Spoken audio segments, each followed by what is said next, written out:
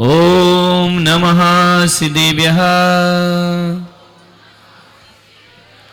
ओम नमः सिद्धेभ्यः। ओम नमः सिद्धेभ्यः।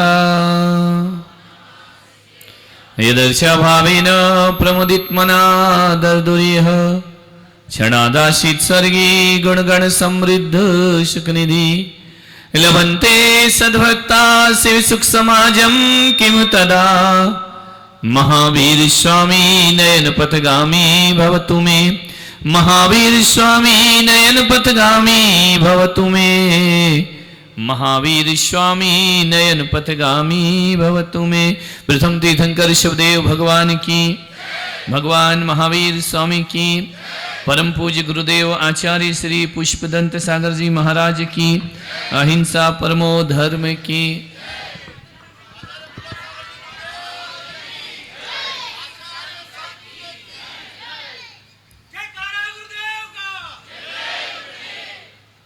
एक और कहाँ गया? बोल लो फिर, तुमको अब आखिरी है।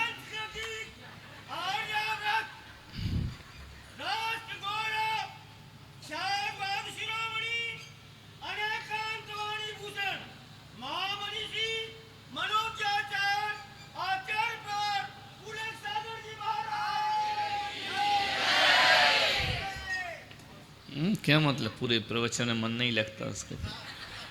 अब अच्छे से सुनेंगे, शांति से। प्यारी प्यारी अभ्यात्माओं,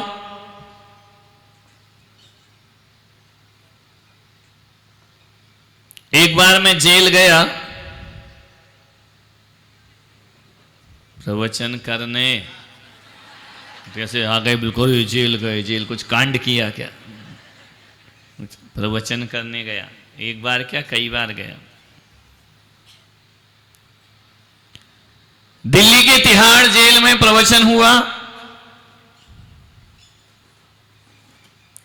हजारों कैदियों ने प्रवचन सुना।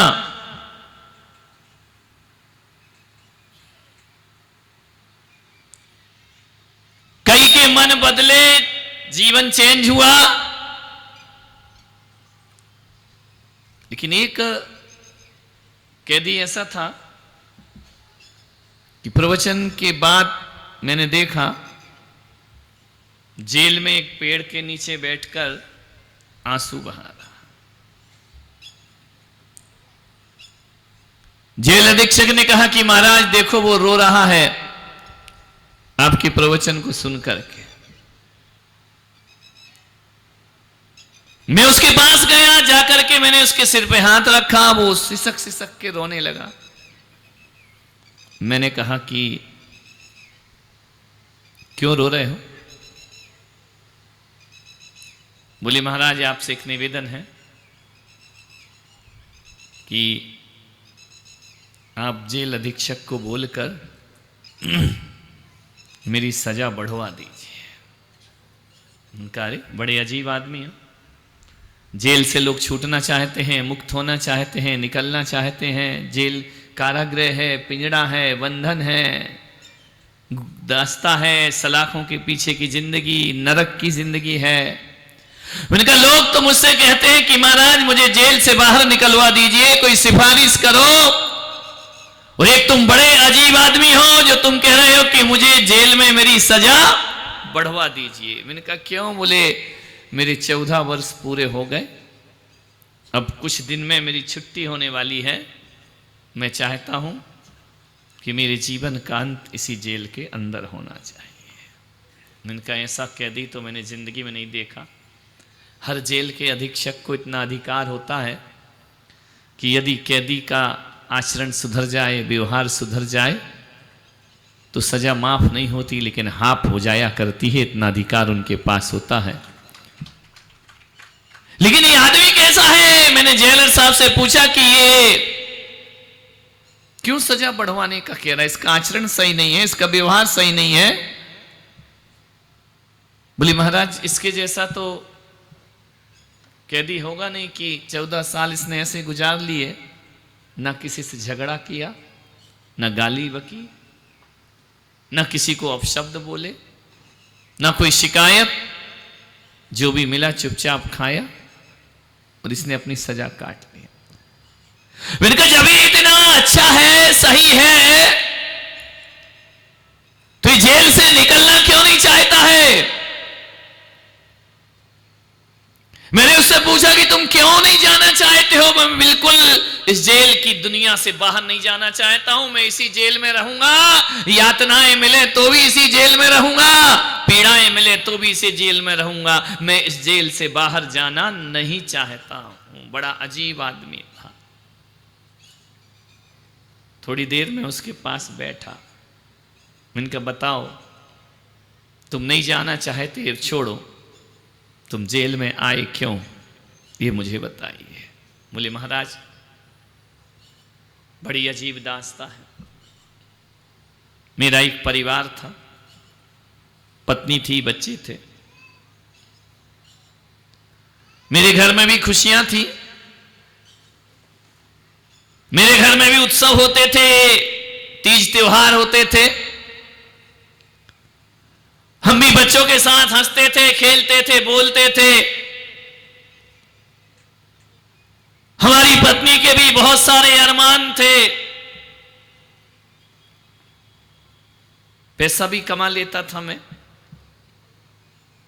फिर मैंने कहा जेल क्यों आए, चोरी करी? बोले नहीं महाराज, जिंदगी में चोरी नहीं की। तो मैंने कहा झूठ बोला? बोले नहीं। तो मैंने कहा फिर जेल क्यों आए, किसी की हत्या करी? बोले महाराज हत्या की नहीं, हो गई। इनका हुआ क्या था? बोले मेरा परिवार था, गलत लोगों की संगति में मैं पड़ गया, अच्छा जीवन जीता था, मेरी इज्जत थी, प्रतिष्ठा थी, बहुत अच्छा जीवन जीता था, लेकिन कुछ दोस्तों की संगति में ऐसा पड़ गया, दोस्तों के साथ ऐसा उलझ गया, उनके साथ उठने लगा, बैठने लगा, आत्मीयता बढ़ती गई और धीरे धीरे दोस्तों ने मुझे शराब पीना सिखा दिया। ध्यान रखना, मैं शराब पीने लगा महाराज। मेरी पत्नी मुझसे नाराज रहती कि तुम गरीबी के दिन देख लेंगे, लेकिन शराब पी करके जिंदगी मत गुजारो, बच्चों पे गलत असर पड़ेगा, हमारे घर से लक्ष्मी रूठ जाएगी, दरिद्रता का वास हो जाएगा, शांति का हमेशा हमेशा को सर्वनाश हो जाएगा, हमारे घर से खुशियां छिन जाएंगी, हमारा घर जो आज महोत्सव में रहता है कल मातम में परिवर्तित हो जाएगा। पत्नी ने मुझे बहुत समझाया कि सब कुछ करो लेकिन ये शराब मत पियो। महाराज मैं नहीं माना, मदहोशी थी मुझे, पीते रहा पीते रहा पीते रहा, एक दिन मैं शराब का आदी बन गया। ध्यान रखना, नशा बहुत खराब है। एक बार यदि इस नशे ने तुम्हारे जीवन में प्रवेश कर लिया ना, तो उसका आना तो आसान है, लेकिन छोड़ के जाना बहुत मुश्किल का काम हुआ करता है। पूरी जिंदगी कम पड़ जाती है और आदमी बुराइयों से बच नहीं पाता है। एक बार नशा यदि हमारे जीवन में आ गया, एक बार गलत चीज हमारे जीवन में आ गई, फिर इस गलत चीज से मुक्त होना बहुत कठिन काम हुआ करता है। महाराज मुझे लत पड़ गई, लत लग गई, शराब पीने लगा। पत्नी जो रोज मेरा इंतजार करती थी घर आने का, अब आता हूं तो झगड़े होते थे, लड़ाइयां होती थी, जब भी मेरे मुंह से दुर्गंध आती थी उसका पारा चढ़ जाता था, वह आपे में नहीं रहा करती थी। उसने कहा मैं तुम्हें छोड़ करके चली जाऊंगी हमेशा के लिए यदि तुमने शराब नहीं छोड़ी। अब निर्णय तुम्हारा है कि तुम मुझे छोड़ते हो या शराब को छोड़ते हो। शराब का नशा ऐसा था महाराज, मैंने कहा कि तू जा सकती है, कल की जाने वाली आज चली जा, लेकिन ये बोतल मेरे घर से जाने पहले तो महाराज मैं बाहर पीता था, दोस्तों में पीता था, इतनी लत लग गई, इतनी लत लग गई कि घर में ही शराब की बोतल लेकर पत्नी को ये बर्दाश्त नहीं हुआ। बोले अब ज्यादा सर से पानी ऊपर हो गया है, बाहर पीते थे वहां तक भी ठीक था, घर में शराब पी रहे हो, घर में बोतल खोल रहे हो, घर में प्याला भर रहे हो, तुम्हारा जीवन तो बर्बाद हुआ ही हुआ है, मेरे बच्चों का जीवन बर्बाद। मैं एक दिन बहुत बहस हो गई हम दोनों में, इतनी बहस हो गई कि झगड़ा होने लगा।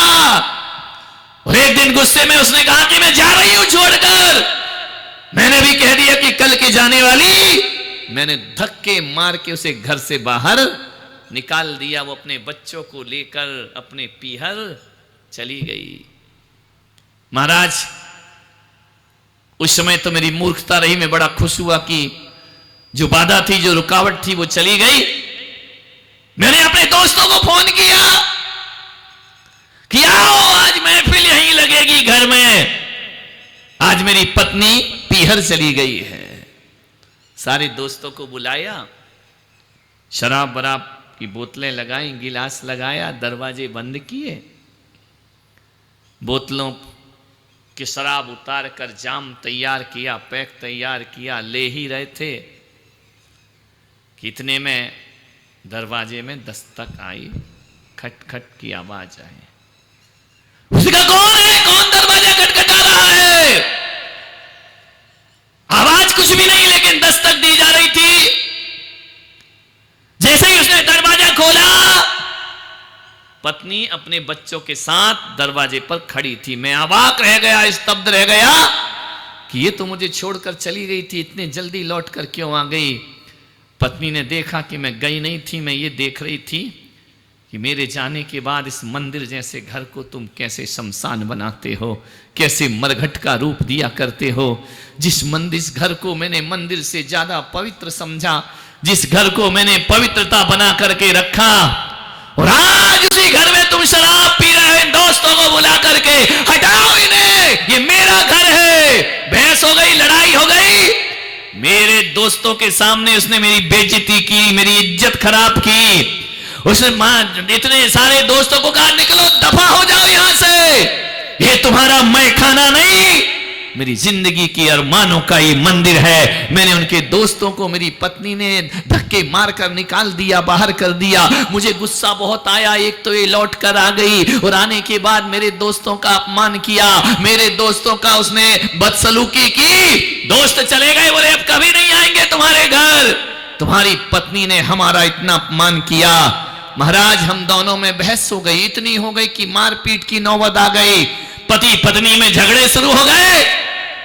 मैंने उसे मारना शुरू किया। आओ देखा ना ताओ।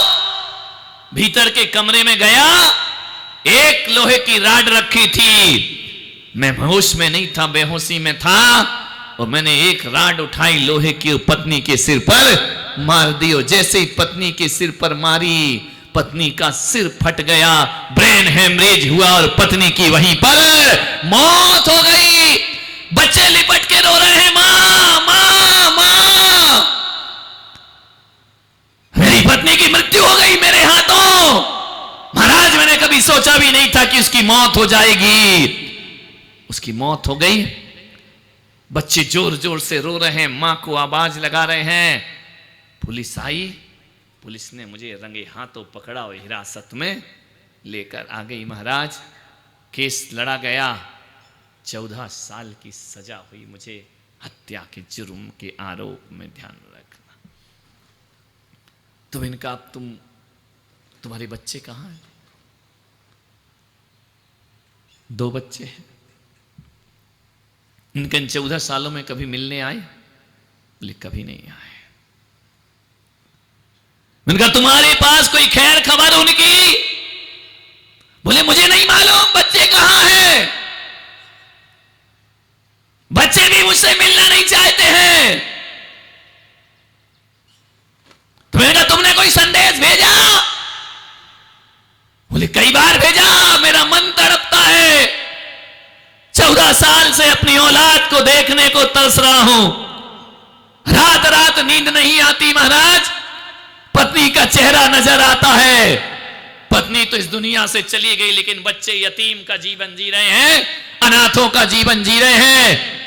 रात भर मुझे नींद नहीं आती। मेरे बच्चे कैसे होंगे, मेरे बच्चों का क्या होगा, उन बच्चों का क्या कसूर। झगड़ा मेरा और पति पत्नी का था। बच्चों ने ऐसा क्या किया, उन्हें किस बात की सजा मिली। अरे बाप होने के बाद भी अनाथ की जिंदगी जी रहे हैं। महाराज, एक बार मैंने संदेश भेजा कि बच्चों से मैं मिलना चाहता हूं। मेरे बच्चों का संदेश आया कि हम आपसे मिलना नहीं चाहते हैं, हम आपका मुंह देखना भी नहीं चाहते हैं, हम आपसे बात करना नहीं चाहते हैं।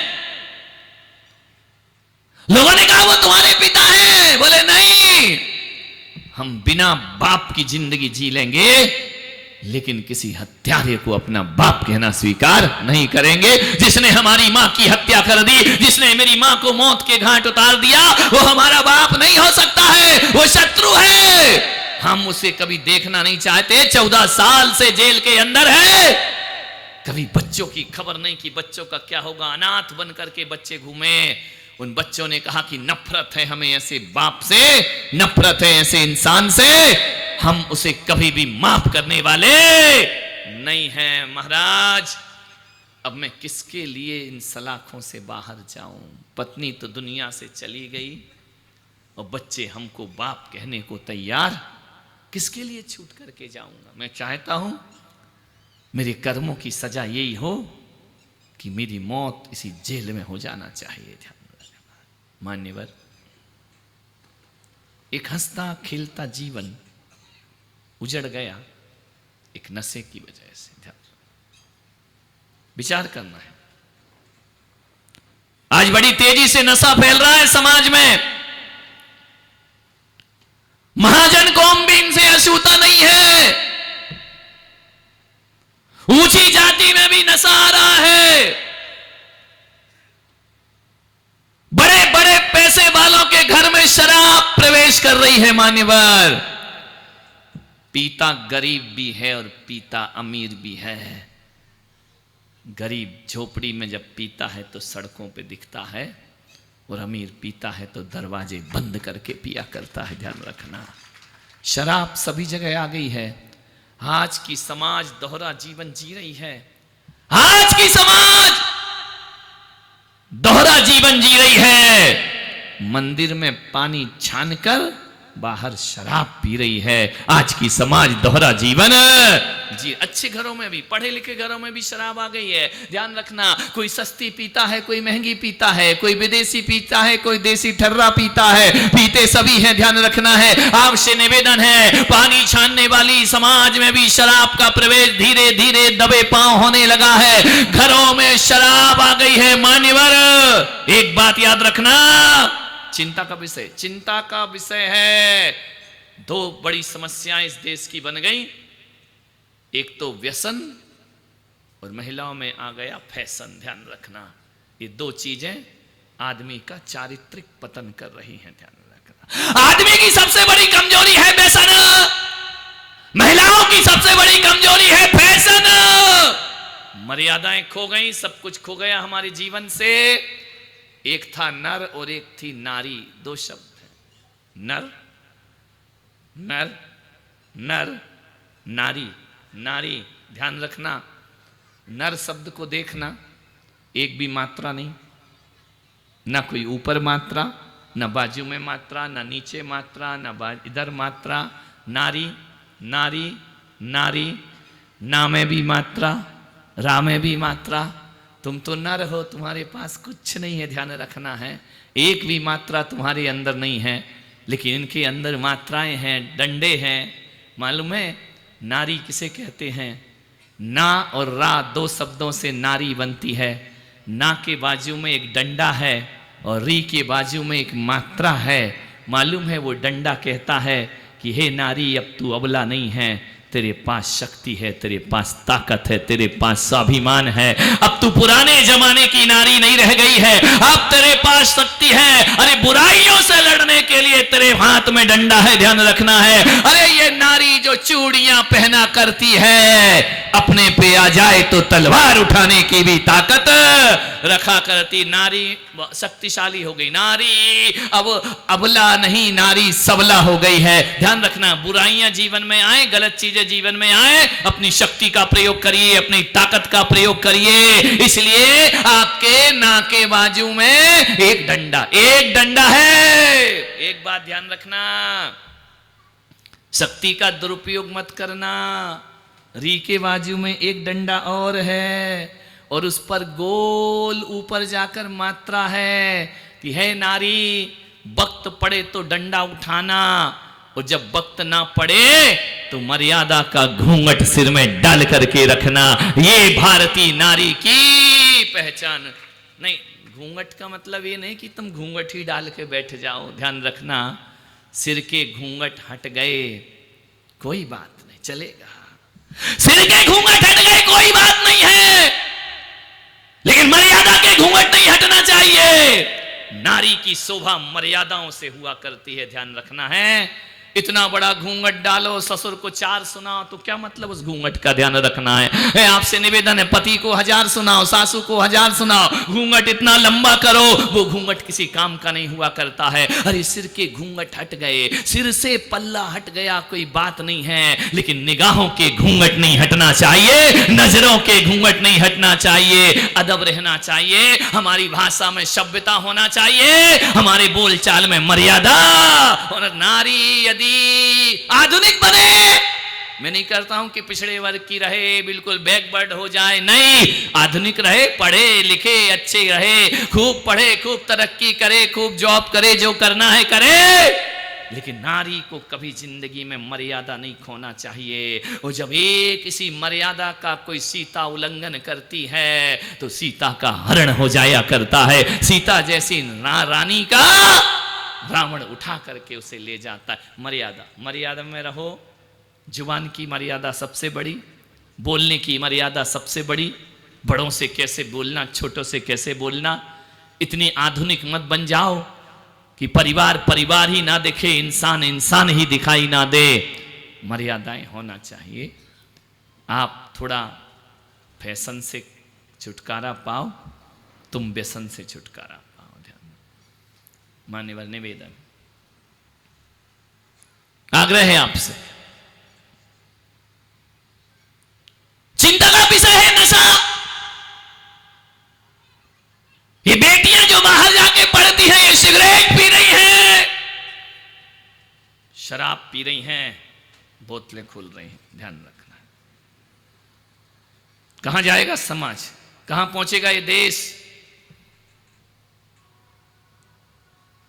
नशे का राक्षस अपने पंजे फैला रहा है, सबको अपनी शिकस्त में ले रहा है। अनपढ़ और गंवार नहीं, पढ़े लोग भी पी रहे हैं, ध्यान रखें। ऐसा नहीं है, जितने पढ़े लिखे, आज देखता हूं कि तुम्हारी बारातों में भी शराब बिना हया और बिना शर्म के परोसी जाती है। ध्यान रखना, गाड़ियों की डिक्की में बोतलें जाती हैं, यहां बड़े सम्मान होते हैं, स्वागत होते हैं, भगवान का अभिषेक करते हो, मुनियों को आहार देते हो, बाहर जाकर शराब भी पिया करते हो। ध्यान रखना है। आपसे मेरा निवेदन है, आपसे मेरा आग्रह है, सबकी कुंडली है मेरे पास, जिस गांव में जाता हूं पता कर लेता हूं कौन शौकीन है, ध्यान रखना है। मान्यवर नशे की गिरफ्त में हो रहे हैं, सरकार भी ऐसा खिलवाड़ करती है। मुझे समझ नहीं आ रहा कि ये देश का कानून है, संविधान की किताब है, या कोई मनोरंजन की किताब है। एक तरफ तो कानून बना है कि शराब पीकर कोई सड़कों पर डोलता हुआ दिख जाए, पुलिस पकड़ के उसे अंदर कर दे। ध्यान रखना, कानून है देश का कि शराब पी के आप सड़क पे नहीं डोल सकते हैं, बदतमीजी नहीं कर सकते हैं। यदि कर रहे हैं तो ऐसे लोगों को उठा के पकड़ के पुलिस उसे जेल में डाल सकती है, थाने में बंद कर सकती है। एक तरफ तो कानून है कि शराब पीकर कोई सड़कों पर मिले तो उसे जेल में डाल दो, और दूसरी तरफ यही अंधी सरकार शराब के धड़ल्ले से लाइसेंस दिया करती है, शराब की दुकानें खुलवाया, दोहरी नीति, दोहरे मापदंड। एक तरफ तो सरकार लाइसेंस दे रही है देसी शराब की दुकान, ध्यान रखना है मान्यवर, और एक तरफ कहती है कि शराबियों को उठा के, अब बताओ जब तुम लाइसेंस दोगे, इतनी दुकानें खुलवाओगे, शराब बेचोगे, तो पीने वाले क्या करेंगे? पीने वाले क्या करेंगे? लोग कह रहे हैं कि पीने वाले बहुत है, और मैं पुलक सागर कहता हूं यदि शराब की दुकानें ही बंद कर दी जाए, पीने वाले अपने आप पीना बंद कर। कैसी राजनीति है ये? मान्यवर विचार करना, की दुकान भी खोलोगे और पीने को मना करोगे तो खरीदने वाला बोतल बोतल बोतल लेकर काय के लिए खरीदेगा? फिर वो लेके नाले में डालेगा क्या? उसको ध्यान रखिए, एक तरफ तो दुकानें खुल रही हैं और एक तरफ शराबियों पर आप सजा भी बनाते हैं। ये दोहरी राजनीति हमारे देश में चल रही है मान्यवर। आज छोटे छोटे बच्चे जवान होने से पहले नशा कर रहे हैं, सिगरेट पी रहे हैं, बीड़ी पी रहे हैं। विचार करिए, एक जगह में प्रवेश हो रहा था नगर में, बाजू में एक आदमी चल रहा है, जब तक सूरज चांद रहेगा मुनियों का सम्मान रहेगा। जैन मुनि को देख लो, त्याग करना सीख लो। मुंह में मसाला, मुंह में मसाला, मुंह में मसाला, और कह रहा है त्याग करना। मैंने कहा इधर इधर किसको सिखा रहा, किसको सिखा रहा है तू त्याग करना है? बोले महाराज नारे लगा रहा हूं। अरे मैंने कहा नारे लगा के मेरा कान काय को फाड़ रहा है? ध्यान रखना। जैन मुनि को देख लो, त्याग करना सीख लो। मुंह में मसाला भर के घूम रहा, ध्यान रखना। इतना मसाला किसी से पहुंचना पड़ा, यहां तक बह गई उसकी पीक। मैंने कहा सीख लिया तूने त्याग करना। आदमी बोल क्या रहा है, हो क्या रहा है, कर क्या रहा है, विचार करना है। सत्य अहिंसा का अब जीवन से बस इतना हमारा नाता है। सत्य अहिंसा का जीवन से बस इतना ही नाता है। दीवारों पर लिख जाता है, दिवाली पर पुत जाता है। ध्यान रखना है, केवल बैनर तक हमारी अहिंसा रह गई है, केवल दिखावे तक हमारे नारे रह गए हैं, केवल शोर मचाने को नारे रह गए हैं, जिंदगी में उतारने के लिए नारे नहीं। आपसे मेरा निवेदन है, आपसे मेरा आग्रह है मान्यवर, मसाले खा रहे हैं लोग। प्रतापगढ़ का जीरा मन बहुत प्रसिद्ध है ना। जीरा मन तो नहीं खाया जा रहा है, क्या खा रहे हैं? क्या होता है वो विमल, कौन कौन से, मुझे तो पता कौन से होते रे महाराज है? तानसेन। और क्या खाते? विचार कर। गुटखा खा रहा है आदमी, दांतों को सड़ा रहा है आदमी। भगवान ने मोती जैसे दांत दिए हैं, कितना सुंदर दांत दिए थे, क्या कर लिया, क्या कर लिया? ये गुटखा खाने वालों के, ये पान खाने वालों के दांत देखे कभी हैं? महिलाएं तो लिपस्टिक लगा के लाल करती हैं, ये गुटखा खा खा के सड़ा रहे हैं अपने दांतों को। एक आदमी इतना गुटखा खाता, इतना गुटखा खाता, आगरे का ताजमहल देखने गया। मैंने कहा इस आदमी को ताजमहल से दूर रखना। बोले क्यों? मैंने कहा यदि शाम तक खड़ा रहा तो ताजमहल को लाल किला बना देगा, थूक थूक के। ध्यान रखना है मानवर, विचार करना है, आपको सोचना है। इतना गुटखा खाता है आदमी, मुंह में गुटखा भरा हुआ है। कभी गुटखा खाने वालों के दांत देखना,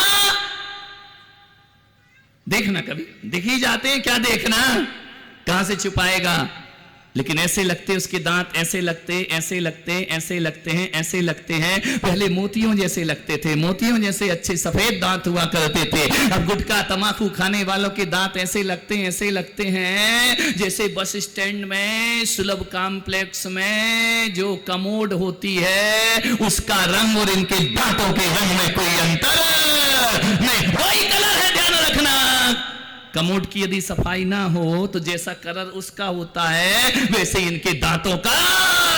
इतने सुंदर प्रकृति ने चादर बुनकर दी थी, उसका क्या हाल कर लिया तुमने? ध्यान रखना, ये मसाले खाकर, ये गुटखा खाकर के जीवन को खोखला कर लिया है तुमने, सिगरेट पीकर जीवन बर्बाद कर लिया है। मान्यवर आपसे निवेदन है, उसकी रोकथाम होना चाहिए, नहीं तो नशा इस देश की दशा को बदल के रख देगा। मान्यवर आपसे निवेदन है, दशा ही नहीं बदलेगा, दुर्दशा बन जाएगी। मान्यवर आपसे निवेदन है, जीवन में बर्बादियों को गले लगाना है, एक नशा अपना लो, एक नशा अपना लो, जिंदगी बर्बाद हो जाएगी। जिंदगी को बर्बाद होने में ज्यादा देर नहीं लगेगी। मुल्ला नसरुद्दीन, ध्यान रखना, एक दिन बीमार पड़ गया, बहुत बीमार, सूख के कांटा हो गया। ठाकुर से मिला, ठाकुर ने कहा कि मुल्ला ये क्या हाल बना रखा है, सूख कर छुहारा हो गए, बड़े हट्टे कट्टे थे, उसने कहा क्या करूं ठाकुर साहब, न जाने क्या बीमारी लग गई है, शरीर सूखता जा रहा, सूखता जा रहा, सूखता जा रहा, सूखता जा रहा। ठाकुर ने कहा कुछ लेता क्यों नहीं? बोले बहुत सी दवाई ली, कोई फर्क नहीं पड़ रहा है, बहुत डॉक्टरों को दिखाया, कोई फर्क नहीं पड़ रहा है। तो ठाकुर भी प्रतापगढ़ का था, उसने कहा मेरी एक दवाई ले ले, फर्क पड़ जाएगा। बोले क्या फर्क पड़ जाएगा, क्या दवाई ले लूं? बोले शराब पीने लग, तेरी बीमारी से ऐसे ऐसे ट्रेनर मिल जाते हैं सलाह देने वाले, ध्यान रखना। बोले शराब पी ले, तेरी बीमारी चली जाएगी। उन्होंने कहा तुम्हारा दिमाग खराब है, शराब पीने से बीमारी जाती है या और बढ़ जाएगी? ठाकुर ने कहा मैं कह रहा हूं ना। बोले इतनी गारंटी से कैसे कह रहे हो कि शराब पीने से बीमारी चली जाएगी? उसने कहा मुझे देख, मुझे देख, मुझे देख। ठाकुर ने कहा मुझे देख, जब शराब पीने से मेरी जमींदारी और ठकुराई चली गई तो तेरी बीमारी जाने में कितनी देर लगेगी, ध्यान रखना है। अरे मुल्ला, बीमारी तो क्या, तू खुद ही दुनिया से चला जाएगा, ध्यान रखना। मान्यवर, गिलासों में जो डूबे फिर न उभरे जिंदगानी में, और हजारों बह गए इन बोतलों के बंद पानी में, ध्यान रखना। शराब बहुत खराब है। मान्यवर, आपसे निवेदन है, सरकार कुछ नहीं कर सकती है, पीने वालों की भी जमात लगी हुई है, ध्यान रखना। और आजकल ये बॉलीवुड भी ऐसे ऐसे गाने निकालता है, मुझे पीने का शौक नहीं, पीता हूं गम भुलाने को, ध्यान रखना। नशा शराब में होता तो नाचती बोतल। मान्यवर, कौन कहता है मैं शराबी हूं? पीने के बाद भी कौन कहता है मैं शराबी? ध्यान दो। मैंने एक आदमी से पूछा कि क्यों रे शराब क्यों पीता है? बोले पीता थोड़ी हूं। नहीं पीता महाराज, शराब मेरा पीता नहीं हो। मैंने कहा पीता तो है, पत्नी का नहीं पीता है, पीता है। वो बोला महाराज मुझे पीने का शौक नहीं, पीता हूं गम। उनका गम भूल जाता है। बोले हाँ, जब तक पियो तब तक तो लगता है यार द्रौपदी मुर्मू अपनी चेली है, अपन ही इस देश के राष्ट्रपति हैं, ध्यान रखना है।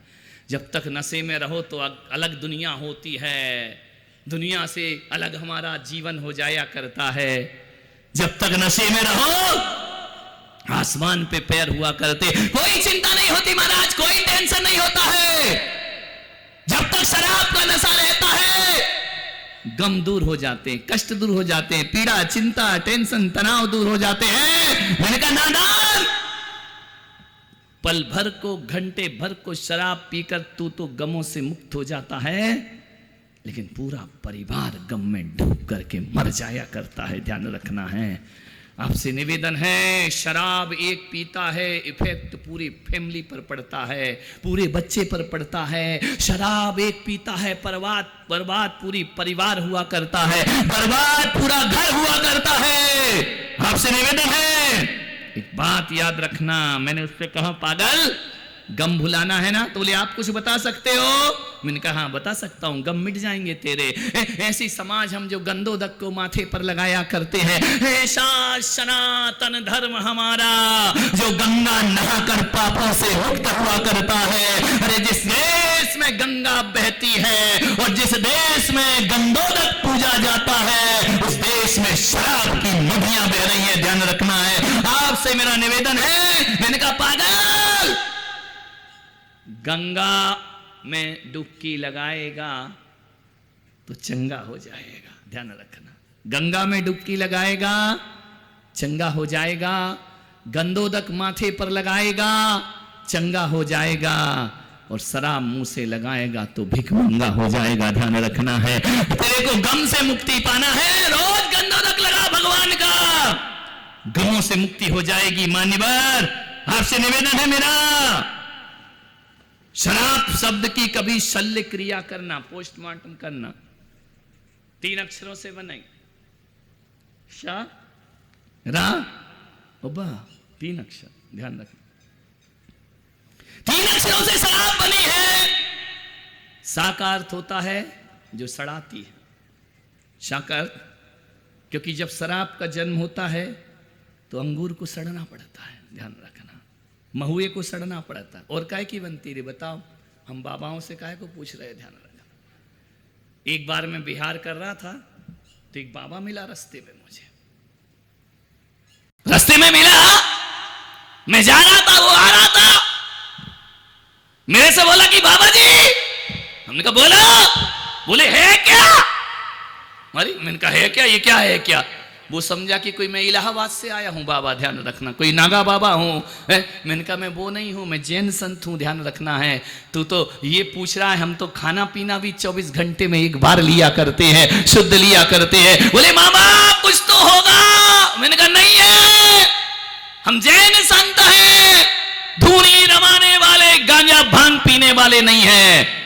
कैसी विकृति आ गई है, कोई धर्म नहीं कहता है कि गांजा पीने से मुक्ति मिलती है, शराब पीने से मुक्ति मिलती है, भांग पीने से मुक्ति मिलती है। ये सब धर्म के नाम पर पाखंड चल रहा है, ध्यान रखना है। पूरे देश में ऐसे बाबा हैं। अब बताओ, इन बाबाओं को देखकर, इन संतों को देखकर आने वाली पीढ़ी का क्या होगा, आने वाले लोग क्या शिक्षा ग्रहण करेंगे। ध्यान रखिए, संत समाज का दर्पण हुआ करता है। संत ही चरस पिएगा, संत ही गांजा पिएगा, संत ही सिगरेट पिएगा, आने वाले लोगों को क्या संदेश प्रदान करेगा। ध्यान रखिए। मैंने उससे कहा इधर आ, ये गांजा क्यों पीता है? बोले गांजा क्यों पीता हूं? बोले महादेव का प्रसाद है। आदमी देखो तो ऐसी ऐसी खोपड़ी लगाता है, बोले महादेव का प्रसाद है। मैंने कहा मतलब क्या? बोले शिव शंभू महादेव ने गांजा पिया था, भांग पी थी, ये उनका प्रसाद है, ये उनका प्रसाद है, ये उनका प्रसाद। मान्यवर मुझे तो नहीं मालूम महादेव गांजा पीते थे या भांग पीते थे।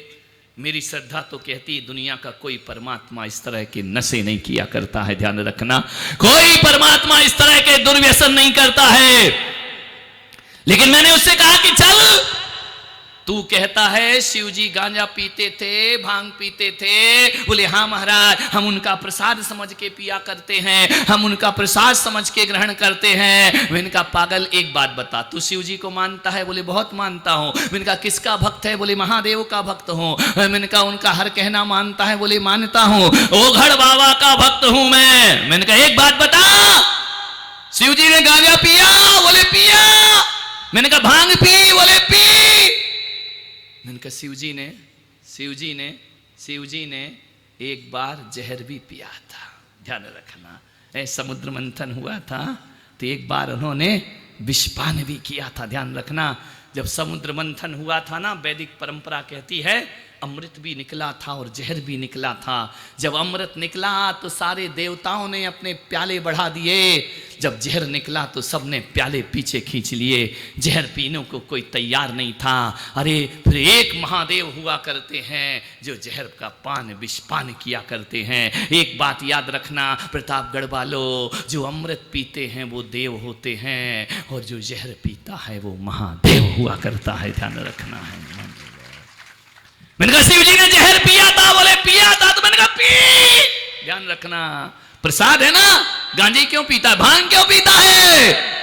विषपान किया था शिव जी ने, तो थोड़ा सा भी तू विषपान कर ले। ध्यान रखना, धर्म के नाम पर हत्याएं, धर्म के नाम पर व्यसन, ये कुरीतियां समाज में, धर्म के नाम पर पशुओं को मार देना, बेजुबान को, धर्म के नाम पर व्यसन करना, ये भारत का सनातन धर्म कभी नहीं हो सकता है। ध्यान रखना, हम तो उस धर्म के लोग हैं। ध्यान रखना कि महात्मा बुद्ध जब जंगल से जाते हैं और कोई भूखी शेरनी यदि किसी हिरनी को पकड़ती है तो महात्मा बुद्ध हिरनी को छुड़ाते हैं और अपना हाथ शेरनी के मुंह में डाल दिया करते हैं कि तुझे भूख मिटाना है तो मुझे खाकर मिटा ले, लेकिन हे शेरनी, इस हिरनी को मुक्त कर दे, इसका बच्चा इसका इंतजार कर रहा है।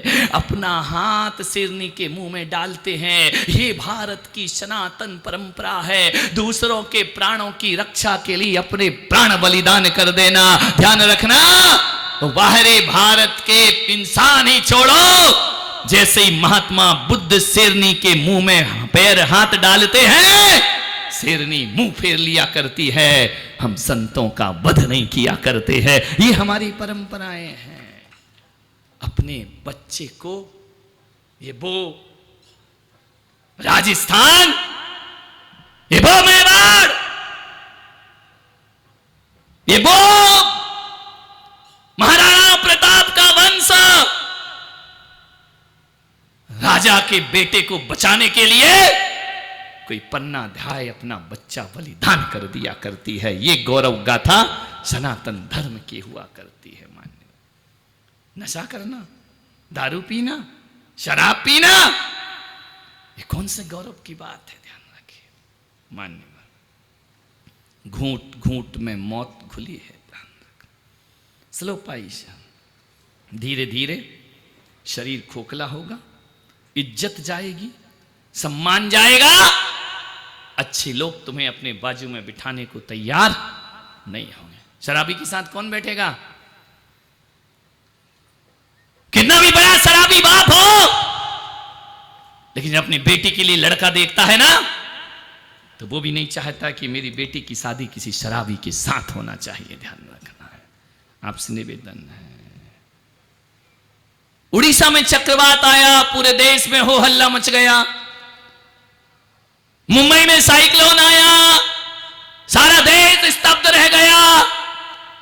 गुजरात में भूकंप आया, सारे लोग दहशत में आ गए। राजस्थान में सूखा पड़ा, राजनीतिक विषय बन गया। मैं आपसे निवेदन करता हूं, मैं पुलक सागर आज ना उड़ीसा के चक्रवात की बात कर रहा हूं, ना गुजरात के भूकंप, ना राजस्थान के सूखे की। आज मैं बात कर रहा हूं कि उड़ीसा में तूफान रोज रोज नहीं आता, सुनामी रोज रोज नहीं आती है, कभी कभार आया करती है। ध्यान रखना, मैं समुद्र के तूफान की बातें नहीं कर रहा हूं। आज मैं उस तूफान की बातें कर रहा हूं जो हजारों का सुख चैन छीनते हैं, जो हजारों की रातों की नींद छीन लिया करते हैं, जो स्वाभिमान और सम्मान छीन लिया करते हैं, बच्चों का भविष्य छीन लिया करते हैं, पत्नी के सिंदूर का रंग फीका कर दिया करते हैं। आज वो कोई तूफान है तो वह बोतल का तूफान है, वह शराब का तूफान है। इसके खिलाफ पूरे देश में आवाज उठना चाहिए। मान्यवर, आपसे मेरा निवेदन है, आपसे मेरा आग्रह है, बोतल का तूफान बोतलों में बंद होके आता है, लेकिन लोगों को सड़कों पे खुला छोड़ करके चला जाया करता है। मान्यवर, लोग कहते हैं कि बेहोश आदमी, शराब पी के आदमी बेहोश हो जाता है, नशा करके आदमी बेहोश हो जाता है, लेकिन मैं पुलक सागर कहता हूं कि नशा करके कोई बेहोश नहीं होता, बल्कि जो बेहोश होता है वही जिंदगी में नशा किया करता है। ध्यान रखना है। एक सिगरेट के पैकेट पे लिखा है ना, नैतिक चेतावनी, लिखा है ना कि सिगरेट पीना स्वास्थ्य के लिए हानिकारक है, लिखा है कंपनी वालों ने, और उसके बाद भी लेकर सिगरेट पी रहा है, तो बोलो वो होश में है या बेहोश आदमी है। ध्यान रखना, बेहोश आदमी है। विचार करें, गुटके में लिखा रहता है इसको खाने से कैंसर हो सकता है, उसके बाद भी खा रहा है, तो होश वाला है या बेहोश आदमी है? ध्यान रखना, नशा पी के आदमी बेहोश नहीं होता, जो अपनी जिंदगी के खिलाफ जीता है उससे बड़ा बेहोश दुनिया में कोई दूसरा।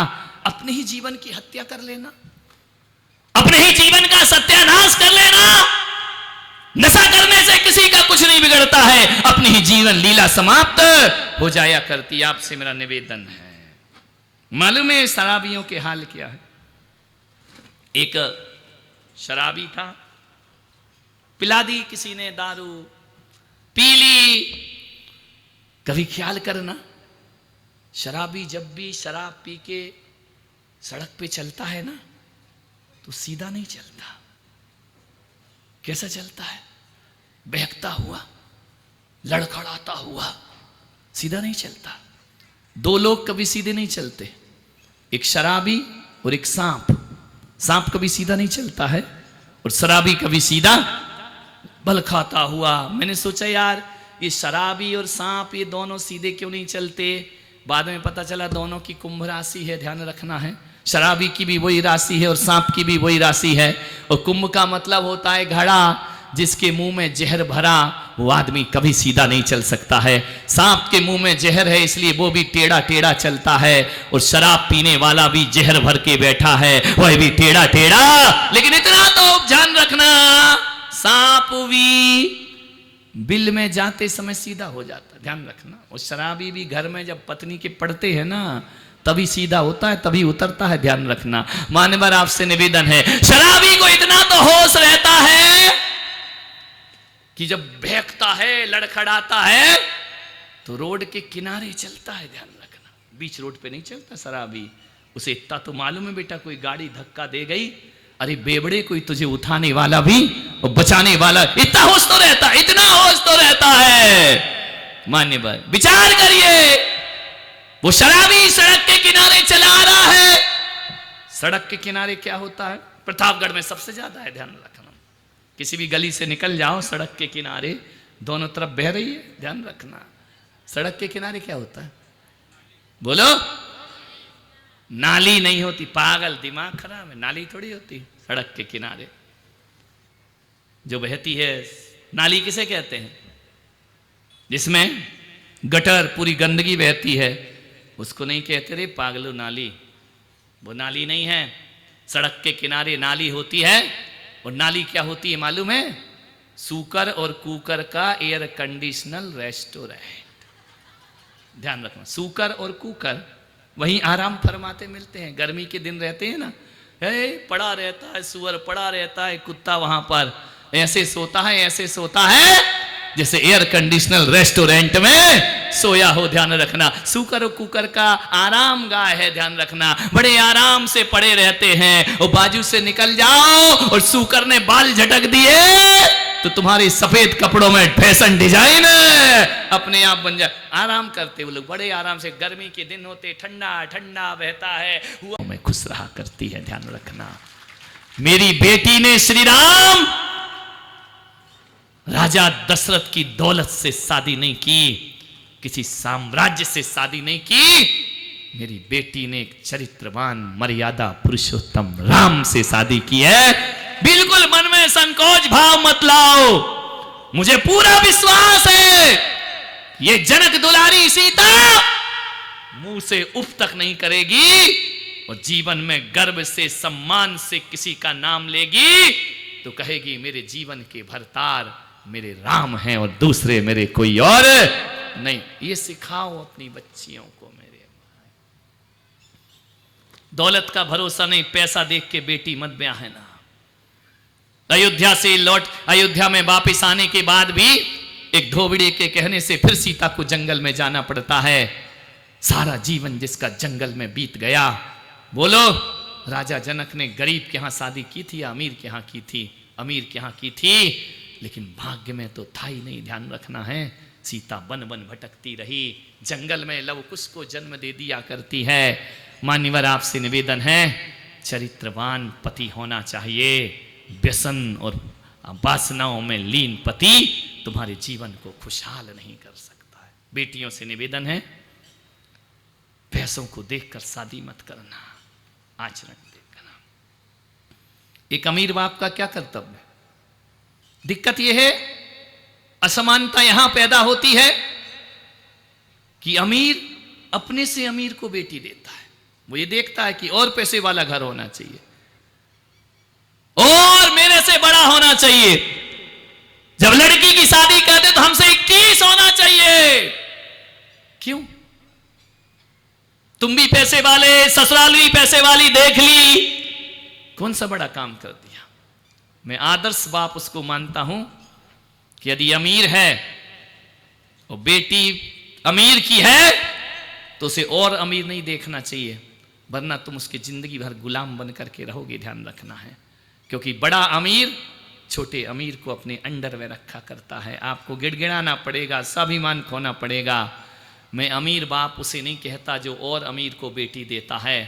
मैं अमीर बाप उसे कहता हूं जो एक चरित्रवान और आचरणवान लड़के को अपनी बेटी देकर उस गरीब को अपने जैसा बना लिया करता है, वो अमीर हुआ करता है। ध्यान रखना, उस गरीब को अमीर बना दो। तुम्हारे पास सामर्थ्य है, तुम्हारे पास दौलत है, अमीर हो और अमीरों को दौलत दे दी, क्या होगा उससे? व्यसन आएंगे, बुराइयां आएंगी।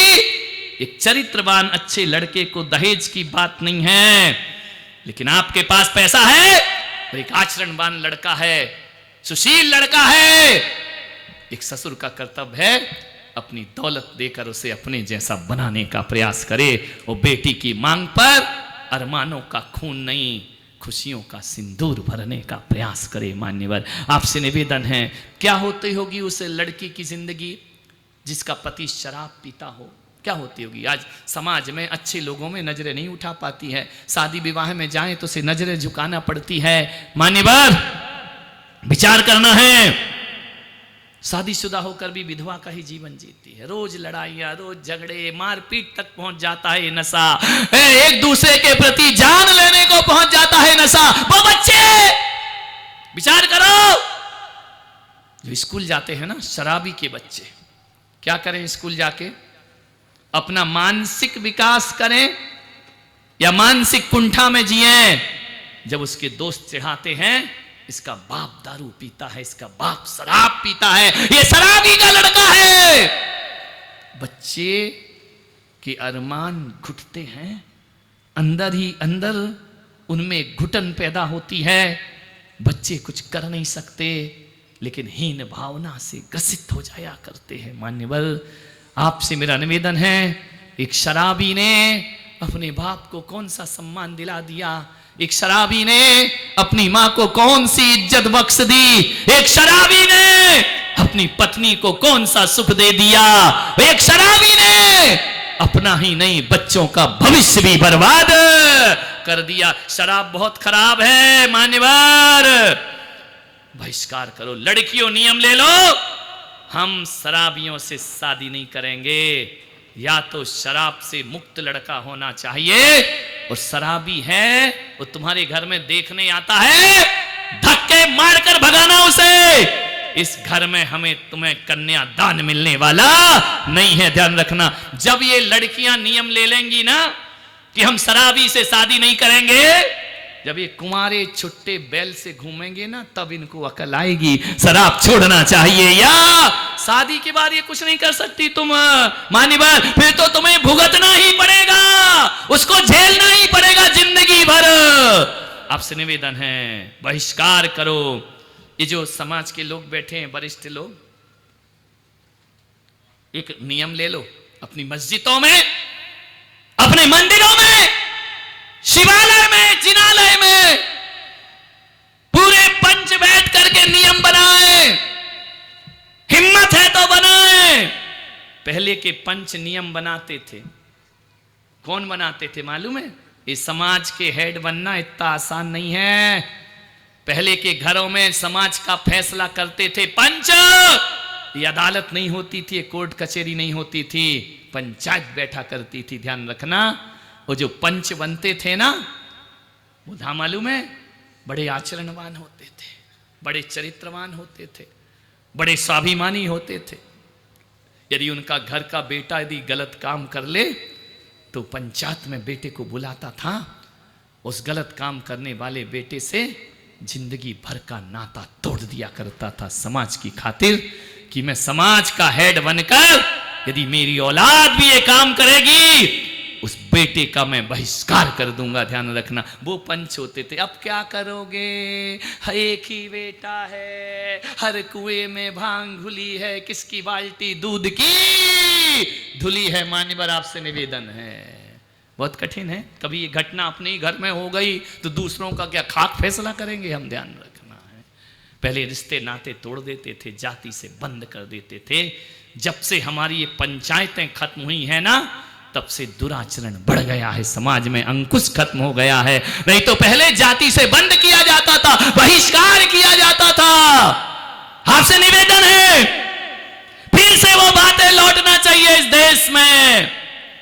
एक नियम, हर धर्म का आदमी, चाहे वो शिवालय जाता हो, चाहे वो जिनालय जाता हो, चाहे वो मस्जिद जाता हो, चाहे चर्च जाता हो, सभी लोगों को अपनी समाज में एक नियम बना लेना चाहिए कि जिस बारात में शराब परोसी जाएगी उस बारात का हम बहिष्कार करेंगे। ध्यान रखना, उस बारात में हम कभी भी शामिल नहीं होंगे, ऐसी शादियों में नहीं जाएंगे। लेकिन आज तो ये हो रहा है, शादियों में काउंटर लगे हैं दारू के, अंग्रेजी शराब के काउंटर लगे हैं, पी रहे हैं लोग। क्या होगा इस देश का? मान्यवर, आपसे निवेदन, मंदिर में नियम बनाते हो, हमारे यहाँ पंचामृत नहीं करना, हमारे यहाँ फूल नहीं चढ़ाना, हमारे यहाँ दूध से अभिषेक नहीं करना, हमारे यहाँ स्त्री अभिषेक नहीं, फालतू के 2 कौड़ी के नियम। हिम्मत है तो मंदिर में नियम बनाओ कि जो शराब पीता है उसे मंदिर में प्रवेश का अधिकार नहीं होगा। ध्यान रखना, जो शराब पीता है वो अभिषेक नहीं कर सकता है, जो शराब पीता है वो मुनियों को आहार नहीं दे सकता है, वो जो शराब पीता है उसे इंद्र इंद्राणी बनने का अधिकार नहीं होना चाहिए। मान्यवर, ये नियम बनाओ तो समाज में क्रांति हो। लगे हो पानी में, दूध में, फूल में, दिमाग का, साधु संत भी उसी में लग गए।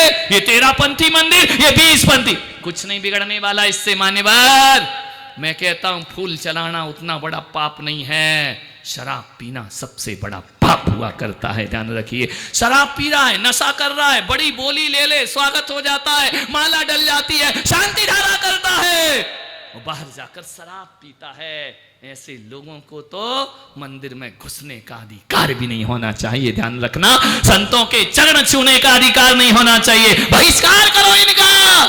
जब तक सामाजिक बहिष्कार नहीं होगा तब तक देश को नशे से मुक्ति कभी नहीं मिल सकती है। मान्यवर, सरकार कुछ नहीं कर सकती है। ये सुरा और सुंदरी के शौकीन जीवन के अंत में कुत्ते की मौत मरा करते हैं। ध्यान रखिए, बातें मेरी कड़क हैं, लेकिन एक बात याद रखो, कैसा देश का माहौल बना दिया है।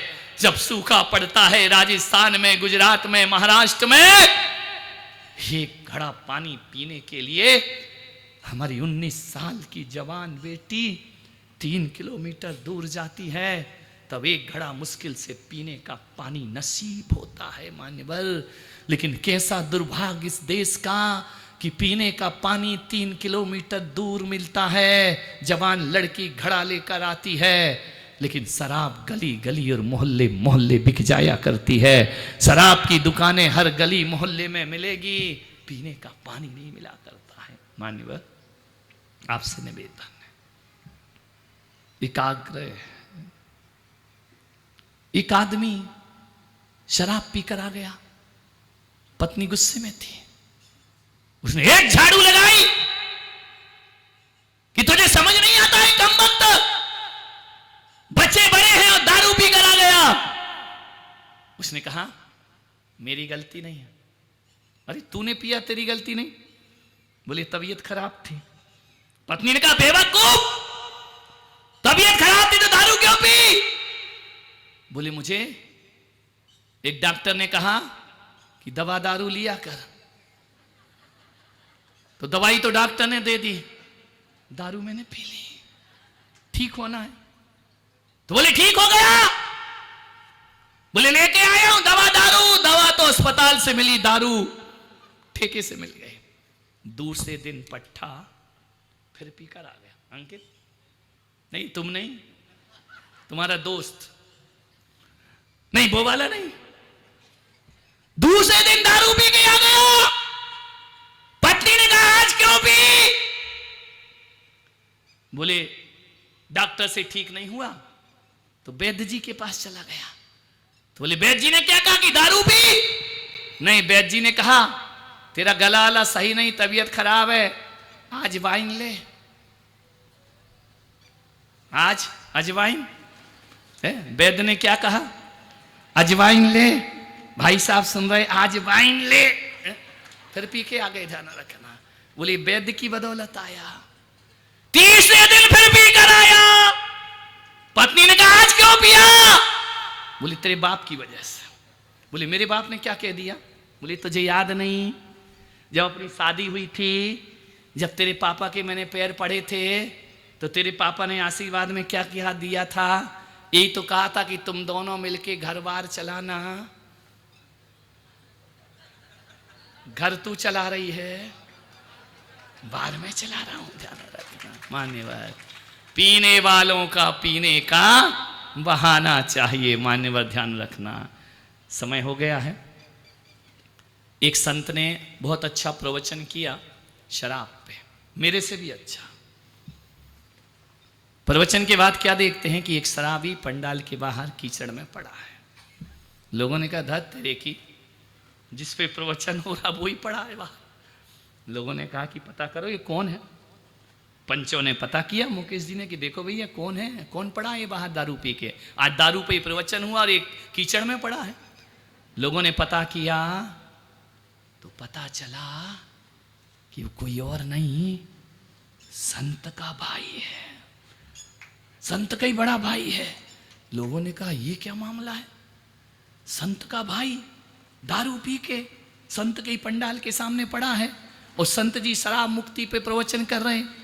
लोग पहुंच गए संत जी के कमरे में कि महाराज उसको हटाओ। संत ने कहा कौन? बोले एक बेबड़ा पड़ा है दारू पी के। तो संत ने कहा मैं क्या कर सकता हूं? अरे बोले वो आपका भाई है, समाज में हम क्या मुंह दिखाएंगे कि महाराज का भाई दारू पी रहा है। सारी दुनिया को सुधारते हो और अपने भाई को नहीं सुधार पा रहे हो। संत जी या तो तुम्हारे प्रवचन कल से बंद होंगे या वो शराबी नहीं आना चाहिए। संत ने कहा कल तो सभा हो जाने दो। बोले हाँ कल हो जाएगी। देखा दूसरे दिन फिर पट्ठा पी के दारू पड़ा है। लोगों ने कहा संत जी उसे हटवाओ, अच्छा नहीं लगता, कैसा समाज में मैसेज जाएगा। संत ने कहा इतना परेशान क्यों हो रहे? अरे बोले आपका भाई ये दारू पी रहा है और आप शराब पे पाबंदी लगवा रहे हो। संत ने कहा जो मैं कर रहा हूं वो ही वो कर रहा है। और ये लोगों ने कहा बाबा जी तुम भी लेते हो क्या, तुम भी पी के बैठे हो क्या इस सभा में? बोले हाँ हाँ जो मैं कर रहा हूं वही वो कर रहा है, हम दोनों भाई हैं और दोनों एक ही काम कर रहे हैं। अरे लोगों ने कहा पागल हो गया ये बाबा, कह रहा जो वो कर रहा वही मैं कर रहा हूं, दोनों बेवड़े हैं क्या शराबी? संत ने कहा नहीं सुनो सुनो शांति रखो शांति रखो, जो काम मैं कर रहा हूं वही वो कर रहा है।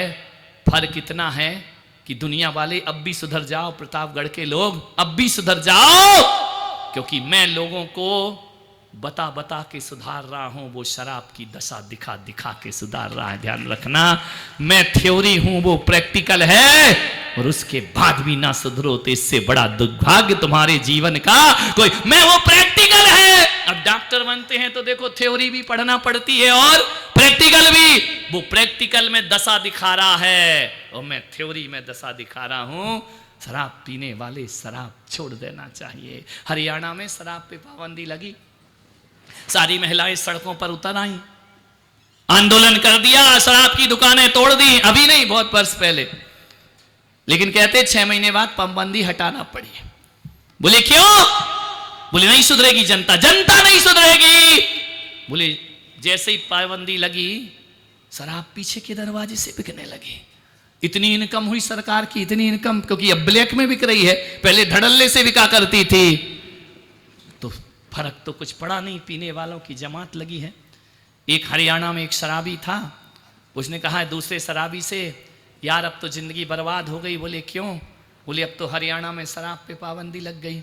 तो बोले अब करें क्या अपन लोग, दारू तो मिलेगी नहीं, क्या करें क्या करें? उन्होंने कहा अब क्या करो, राम राम जपो, और क्या कर सकते हो, गई शराब अब नहीं मिलेगी, राम राम जपो। उसने कहा यार राम राम जपूं? हाँ। बोले ठीक है। 3 दिन बाद मिला। बोले क्या कर रहा रे? बोले जपता तो राम राम हूं। तो बोले हुआ क्या? बोले हुआ कुछ नहीं, ऐसी आदत पड़ी है, राम राम बोलो रम ही रम निकलता है मुंह से। ध्यान रखना, राम शब्द तो मेरी जुबान पर आता ही रम आता है। पाखाने में बैठ गया मैं खाना समझ के, पाखाने में बैठ गया मैं खाना समझ के, वो डिब्बा उठा के पी गया पैमाना समझ के। ध्यान रखना, आपसे निवेदन है, आपसे आग्रह है मान्यवर, शराब को मिट्टी में मिला दो, वरना इस शराब तुम्हारी जिंदगी को मिट्टी में मिला के रखती है। 5-6 दिन मेरा प्रवचन रहा, सभी सत्संग प्रेमियों ने मुझे सुना, 1.25 घंटे सुना, आज भी हो गया। ध्यान रखना मान्यवर, फिजाएं बदल गईं, मौसम बदल रहा है, मानसून आने वाला है। और उस मौसम ने भी देख लिया कि भाई इस संत ने तो भीतर से भिगो दिया, अब ऊपर से हमारे भिगोने का नंबर आ गया है, ध्यान रखना। बहुत दिनों के बाद ऐसी सभाएं लगी, बहुत दिनों के बाद इतने अच्छे श्रोता मिले। प्रतापगढ़ में कुछ हो या ना हो, मैंने कई बार कहा श्रोता बहुत अच्छे हैं, ध्यान रखना। सुनते हैं हर धर्म के, हर समाज के लोग। हम दीवारों से बाहर निकले, लोग घरों से बाहर निकल के आ गए। ज्ञान की गंगा बही, फिर वही पुरानी स्मृतियां ताजी हो गईं जो अलख जगा के मैं गया था। फिर से लोगों में एक भावनाएं जगी। बहुत से लोग कमरे में आ रहे हैं, नियम ले रहे हैं। रोज प्रवचन सुनते हैं, कोई ना कोई नियम लेने रोज आता है। एक व्यक्ति ही सुधर गया तो मेरा बोलना सार्थक और सफल हो जाया करता है। यहाँ की समाज ने जो मेहनत की, मुनि सेवा समिति ने रात दिन एक कर दिया इसे करने के लिए। मैं तो आके प्रवचन करके चला जाता हूँ, आप सुन के चले जाते हैं।